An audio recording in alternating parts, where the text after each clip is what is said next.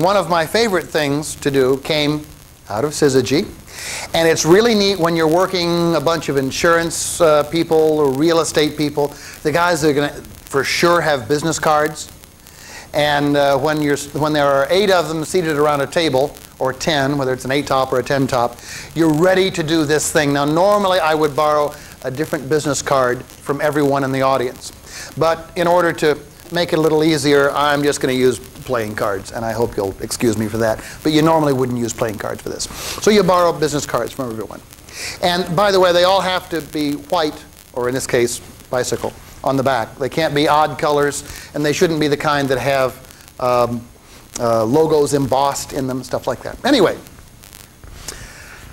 there are people who invest very serious belief in the art of dowsing. Now, in case you didn't know, dowsing is where, for example, when someone is about to dig a well for water, he'll go find a forked willow branch. Willow, they tell me, is best because it grows near the water. There's a certain affinity.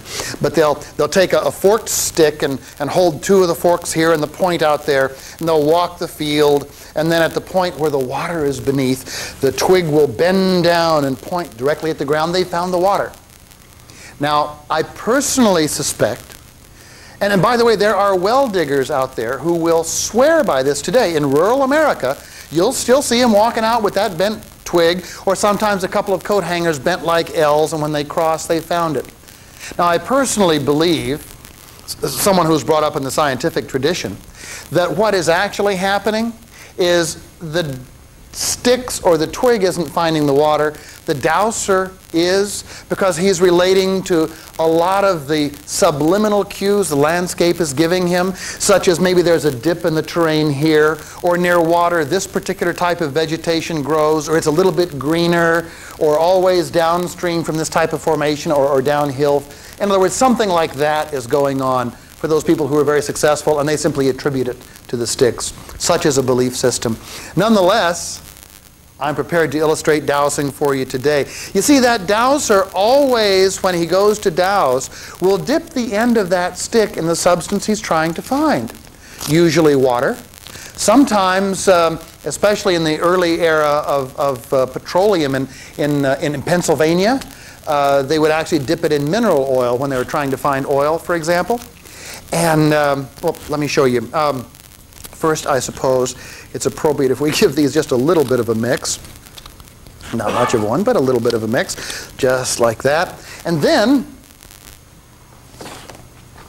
I'm going to lay out a little field in which we douse. Hi, what's your name? Ben. Ben. Ben, would you hold this just about this level right here, please? Thank you very much. And I'll deal these out and form the boundaries of our little field. And one piece of dirt pretty much looks like another piece of dirt there, doesn't it? All right. But here's the key. We're going to ask some folks to do some dowsing on their own. This young gentleman here, what's your name? Hart. Hart. Hi, Hart. If you will, stand up right over here just for a moment. Now, Hart, if you will, with your, let's see, your right hand, reach out and take any one of those pieces. Don't look at it. Just take one, grab it, and hold it in your hand. Any one of the pieces. All right. Now, point your finger.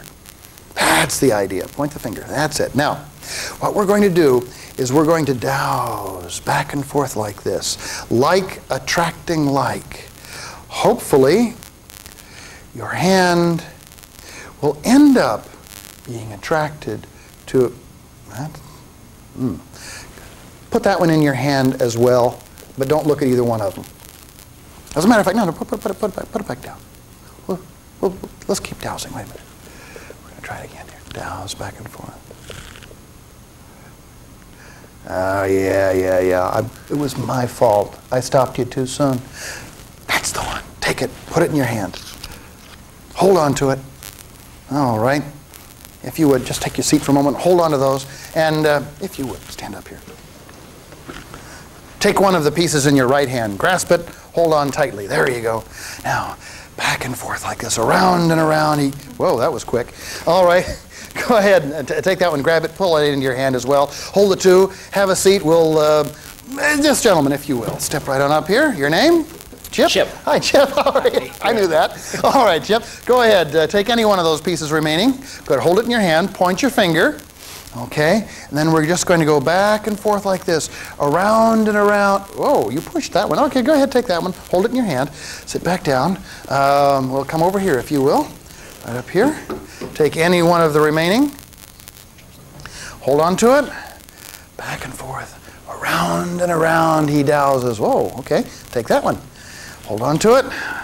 Well, now we're down to the final ones, if you will. Young man, stand right on up here. Take one of those in your right hand. Grasp it. Hold on to it. Good. Okay, point your finger. We're going to douse around and around and around. And he's, whoops, okay, well, that'll do. Take that one. Have a seat. Now, if we've been successful, the dowsing will have taken us down to only 2. And obviously, if all of the rest of these are right, this will be right as well. Yep. Perfection, but I know what you're thinking. Just because the last 2 are match doesn't mean the rest of them are. Let's take a look. What do we have here? We have a 5 and a 5. We have a deuce and a deuce. Yep, you found it over here. We've got 10 and 10, and obviously the last 2 match. 5 and a 5. You're great! Oh, here, and give yourselves a hand. Thank you. All right. Thank you. Again, this is pretty easy. I don't have to tell you, do I, that you're steering the person toward one of, okay. I worked a little fast here because obviously, because we're putting this on videotape, we really don't want to draw it out. But I would suggest in performance, you really want to take your time doing this. You may also lay the cards out on the table instead of using the tray thing. Again, I use that because it's just simpler for me. It also leads me into how I illustrate how it's done. And to do that, I'll grab another 6 cards. Now, 1, 2, 3, 4, 5, 6. Throw away 3, and you still have. Okay. So, I'm going to use these again, and it's real simple. The first thing is, after you fold them in half and tear them, cards are actually easier to work with than business cards because they're meant to be shuffled and dealt, not torn, but they'll tear nicely as well. After you tear them in half, place the 2 packs directly together. Now what you have is a repeating circular stack at this moment. That is, it's 5, 8, queen, 6, 3, queen, 5, 8, queen, 6, 3, queen. Okay? Therefore, you can cut that stack as many times as you want, and it still remains a circular stack. It just starts at a different place. Does that make sense? Okay? As a matter of fact, you can even do the old Jack Channon shuffle, where you actually do this, and oh, that was clever. And you actually see different cards go by. It's like this, where you're shuffling, and they see a different card on the face every time you shuffle.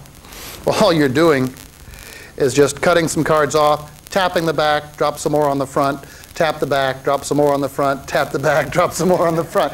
Doesn't change a thing. You still have 8, queen, 6, 3, queen, 5, 8, queen, 6, 3, queen, 5. Okay, you still have a circular stack. Then when you're ready to go, you must remember 3, 2, 1. 3, 2, 1, that's easy. What you do is you run from the top into your other hand 3 cards, just like you were overhand shuffling, and each card goes on top of the one underneath like this. 1, 2, 3. Okay? Then the pack, entire pack, falls, drops right on those cards. Now you run 2 cards. 1, 2. Now you're down to 1. You don't do anything on the 1. Okay, just 3, 2. Okay, so run 3, drop, run 2, drop. Now you're stacked. Okay? Now you also don't have to do it in a shuffle. You can just push some off and make it look like you're mixing them from hand to hand. That's probably even better. Then the way you lay out the cards tells you where they go. And I have a visual aid prepared. You're using the mnemonic, the words spot, nest, and open. Notice that every letter appears 2 times. The T's here, the O's here, the E's here, the S's here, the N's here. Did I miss one? The P's here? Okay? So that is how you deal the card. Start dealing and say to yourself, S-P-O-T-N-E-S-T-O-P-E-N. So if you will hold that just for a moment. Now a moment ago I dealt from the front back, but for you to show you I'll deal in the other direction. So you deal S-P-O-T-N-E-S-T-O-P-E-N. Therefore, if a person takes any card like this one, that's the E for nest, N-E-S-T. Okay? Then the other E will tell you where this is. Spot, nest, open. Oh yeah, O-P-E-N. And they're the matching two. These happen to be the Queen of Clubs or Jim Jones's real estate. Okay? Whatever. Again, the same thing. Let's suppose we took this one here. This is the one from the N position. O-P-E-N. It'll be the other one over here. Okay? That's all there is to it. Now, one thing that you might do, when you get down to the final two, wait a minute, let's see, O, S-P-O-T, and S-N-E-S-T. Okay, when you get down to the final two, what is fun sometimes is to get the final two wrong. Okay? And that is, the P here would normally pick here, have him take this one. And then, obviously, these two mix here. And then before you even look at them, say, wait a minute. This one seems to be pulling me in the direction of your hand. It's pulling me. Must mean it's... You must have the match to one of these. Turn yours over. And he shows that they're the 3 and the 5. And then, of course, you... So it's also another way to finish that's not quite as anticlimactic. Does that make sense? Do all of you understand the spot, nest, open, and the shuffle procedure? Okay? Tear in half. Well, it won't look any good now. But after you tear them in half, like, place them one on top of the other, cut as many times as you like, and then run 3, drop, run 2, drop, and deal. Spot, nest, open. Questions? Yes? Have you considered just matching 2 of them instead of all of them? It almost seems like it's just too perfect. Actually, I agree with you. I think it probably would be a really, really neat thing if the person just found among all the others his one match. But for the lecture, I want to take it as far as I can to show you all of the possibilities. But you're right. If I were doing it for maximum effect, I'd probably do it for one person and introduce 5 different business cards, something like that, and then go from there. Good. Thank you for the point. That's a good one. Yes, sir? There's a conspicuous absence of a pendulum here. Is there because that's in the next piece we're doing. Oh. All right. Anyway, you're getting ahead of me. That particular bit of business was contributed to SYZYGY by a fellow who does a great deal of corporate work in the Washington, D.C. area. I met him at first at Barry's Magic in Washington, D.C. His name is T.J. Osborne, and he called it Dowsing Duplicates. I hope you liked it.